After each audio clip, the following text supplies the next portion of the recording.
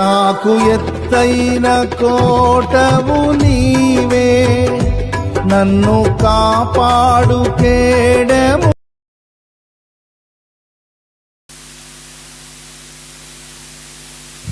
ప్రభు నామం అందరికీ వందనాలు.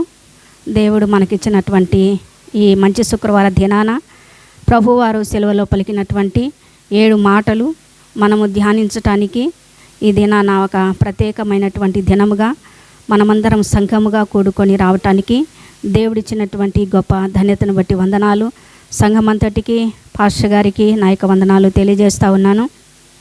మనం లూకా రాసిన సువార్త 23వ అధ్యాయము 42-43 వచనాలు మనం చూస్తే, లూకా రాసిన సువార్త 23వ అధ్యాయము 43వ వచనం మాత్రమే మనకు పేపర్లో ఇవ్వబడినట్టుగా మనం చూస్తూ ఉన్నాం.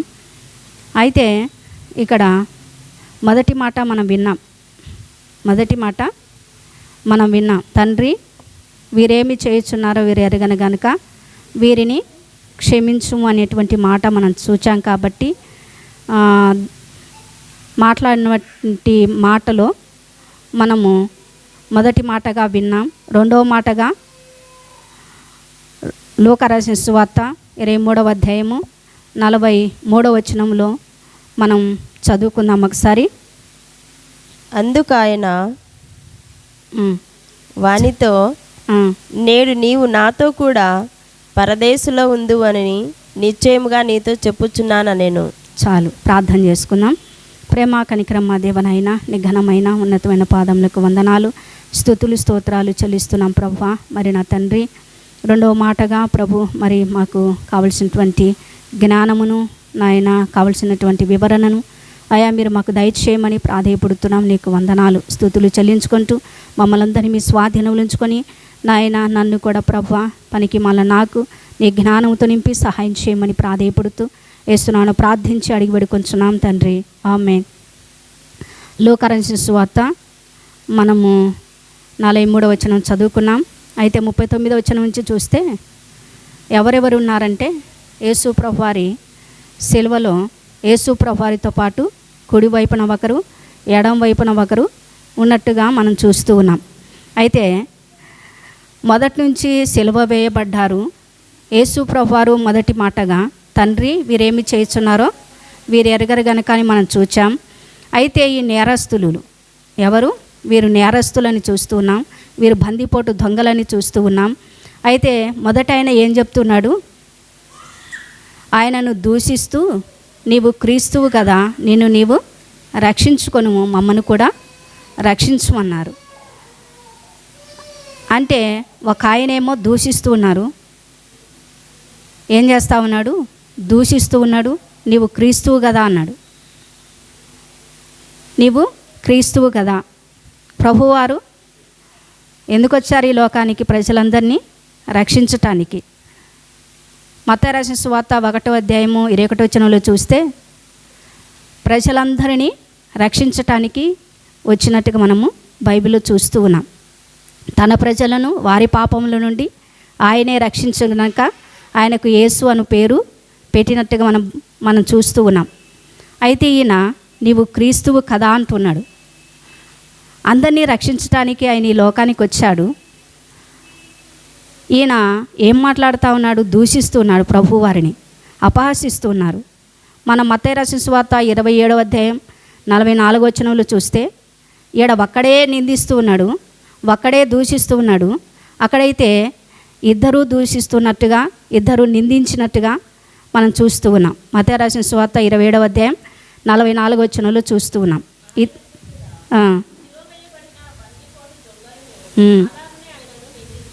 అలాగుననే ఆయనను నిందించిరి అనేటువంటి మాట చూస్తున్నాం. ఇక్కడ లూకా రాసిన సువార్తలో అయితే ఒక్కడే నిందిస్తూ ఉన్నాడు, ఒక్కడే దూషిస్తున్నాడు. మనం పేతురు రాసిన పత్రిక 1వ అధ్యాయంలో చూస్తే ప్రభువారు దూషించబడి, 2వ అధ్యాయము మనము ఇప్పుడే కిషోర్ గారు చెప్పారు కాబట్టి అక్కడ ఆయన దూషించబడి బదులు దూషించలేదు, బదులు పలకలేదు.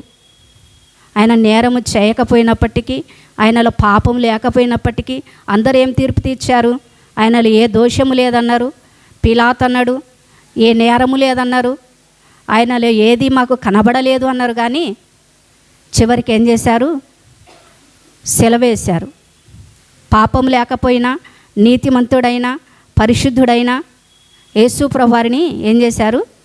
సిలువ వేశారు. సిలువకు ఎవరప్పచెప్పారు? యూదులు పెద్దలు, అక్కడ ఉన్నటువంటి ప్రధాన యాజకులు అందరూ కలిసి కూడా యేసు ప్రభువారిని సిలువకు అప్పచెప్పాడు. అయితే అది గుర్తెరిగాడు రెండవ ఆయన మొదట ఆయన దూషించటం చూసి, మొదట ఆయన క్రీస్తును హేళన చేయటం చూసి రెండో ఆయన ఏమంటా ఉన్నాడు? ఇది మనకు న్యాయమే, మనం అదే శిక్షావిధిలో ఉన్నాం, మనం పాపులం, మనం దౌర్భాగ్యులం అని రెండవ ఆయన గుర్తెరిగాడు. తన స్థితిని చూసుకున్నాడు. అందుకే మొదట ఆయన ఏం చేశాడు? గద్దిస్తూ ఉన్నాడు. మొదట ఆయన్ను మనం సామెతల గ్రంథం 10వ అధ్యాయము మనం చూస్తే, గద్దింపుకు మనం ఏం కావాలి? లోబడాలి. దేవుని గద్దింపు మనం లోబడాలి. నీతిమంతులు గద్దించినప్పుడు మనం లోబడాలి. కాబట్టి 17వ వచనంలో చూస్తే,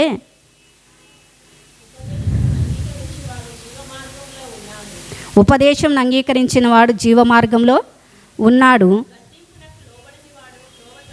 గద్దింపుకు లోబడని వాడు ఏమైపోతాడంట?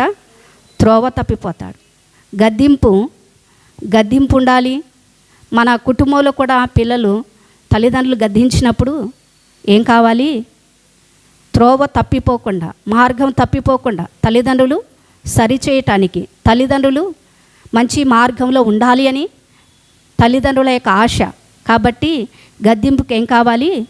లోబడాలి. సామెతల గ్రంథంలోనే మనం చూస్తాం, 13-18 వచనంలో చూస్తాం.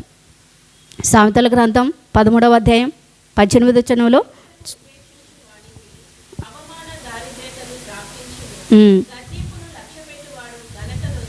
గద్దింపును లక్ష్యపెట్టేవాడు ఘనత నొందును అనేటువంటి మాట చూస్తూ ఉన్నాం. గద్దింపుకు ఏం కావాలా? లోబడాలి. అయితే ఆయన ఆయన గద్దిస్తూ ఉన్నాడు మొదటి అయినా ఆయన హృదయం మారిందా అంటే మారలేదు. ఆయన క్షమించమని అడిగాడా అంటే ప్రభువారిని క్షమించమని అడగలేదు. క్షమించమని అడిగినట్టుగా అక్కడ చెప్పబడలేదు. ఇది మనకు న్యాయమే అన్నాడు ప్రభువారు. మనము చూస్తే మనం పొందవలసినటువంటి శిక్ష, మనం పొందవలసినటువంటి అన్యాయపు తీర్పు ప్రభువారు తీసుకున్నారు. అందుకే గత కీర్తన 103వ అధ్యాయంలో మనం చూస్తాం. మన దోషములు కీర్తన 103వ అధ్యాయంలో రాయబడి ఉంది. ప్రభువారు ఏం చెప్పారంటే, ఇక్కడ కీర్తన 103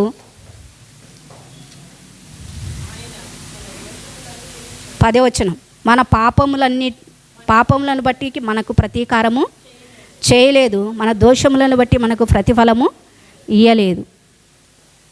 కాబట్టి ఆయన గుర్తెరిగాడు రెండో అందుకే మొదట ఆయన ఏం చేస్తూ ఉన్నాడు?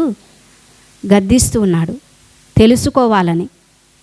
మొదటి మాట విన్నారు కదా, తండ్రి వీరేమి చేయుచున్నారో వీరు ఎరగరు గనక వీని క్షమించమని. ఆ మాట విన్నాడు కదా. మొదటి దొంగ విన్నాడు, రెండో దొంగ విని గుర్తెరిగి మొదట ఆయన్ను గద్దిస్తూ ఉన్నాడు, తెలుసుకోవాలని. కీర్తన గ్రంథం 141 5వ వచనంలో చూస్తే, నీతిమంతులు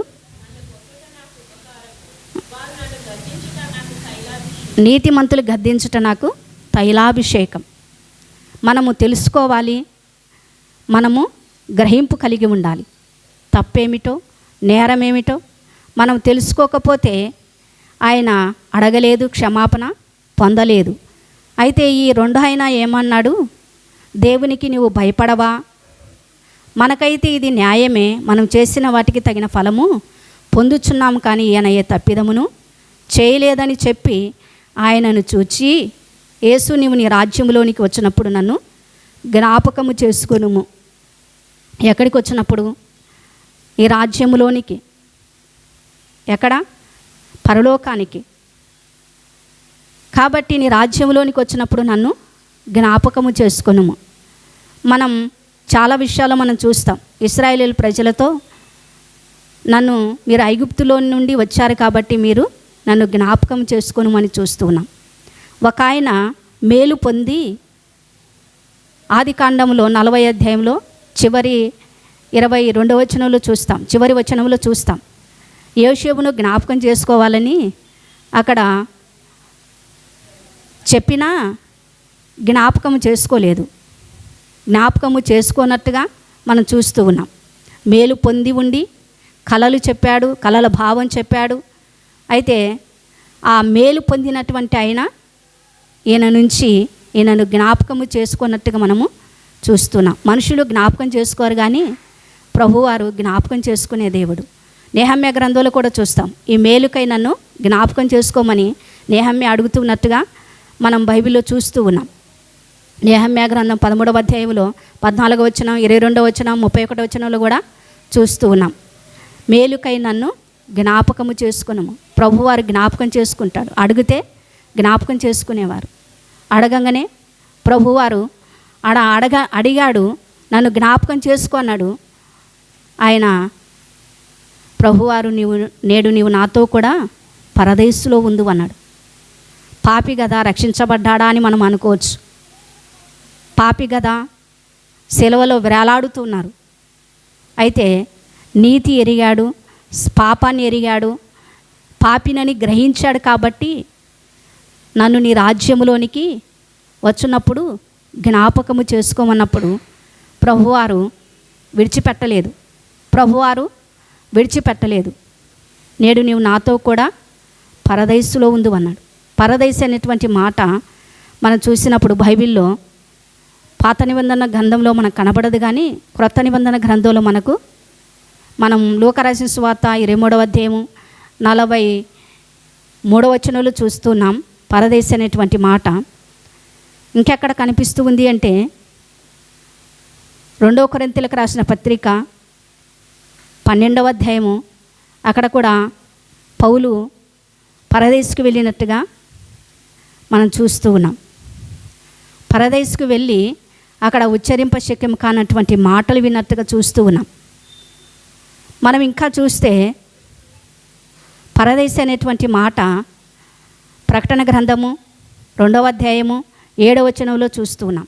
ప్రకటన గ్రంథము 2వ అధ్యాయం 7వ వచనంలో మనము చూస్తున్నాం. పరదేశు అనేటువంటి మాట అంటే గ్రీకులో ఒక తోటగా, ఏదేను తోటలాగా పోల్చినట్టుగా, అంటే భక్తులు పోల్చినట్టుగా చూస్తూ ఉన్నాం. పరదేశును జయించువానికి జీవవృక్ష ఫలాలు ఇస్తూ ఉన్నట్టుగా మనము బైబిల్లో చూస్తూ ఉన్నాం. ఏమిస్తాడంట?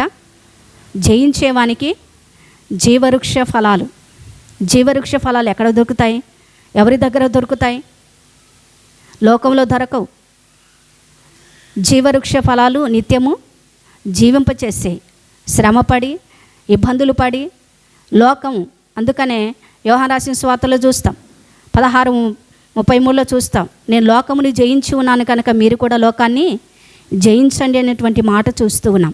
లోకాన్ని జయించాలి, శ్రమలు ఓర్చుకోవాలి, నిత్యరాజ్యంలో మనము ప్రవేశించాలని ప్రభువారు కోరుతున్నాడు. కాబట్టి మనం దేవుని బిడలముగా గుర్తెరిగి మన దైనందిన జీవితంలో, ఆత్మీయమైనటువంటి జీవితంలో మనం ముందుకు నడవాలి అంటే ప్రతిదినం ప్రభువుతో మనం ఏమి చేయాలి? తగ్గించుకొని మనము ఎలాంటి వారము గుర్తెరిగి దేవుని వాక్యము చేత మనం సరి చేసుకుంటే ప్రభువుతో ఉంటాం. ప్రభువుతో నిత్యము ఆనందించే విధంగా పరలోకములో నిత్యరాజ్యములో మనకు దేవుడు స్థానాన్ని ఇచ్చే విధంగా మనం ఉండగలుగుతాం. దేవుడి మాటలు దీవించును గాక. ఆమేన్.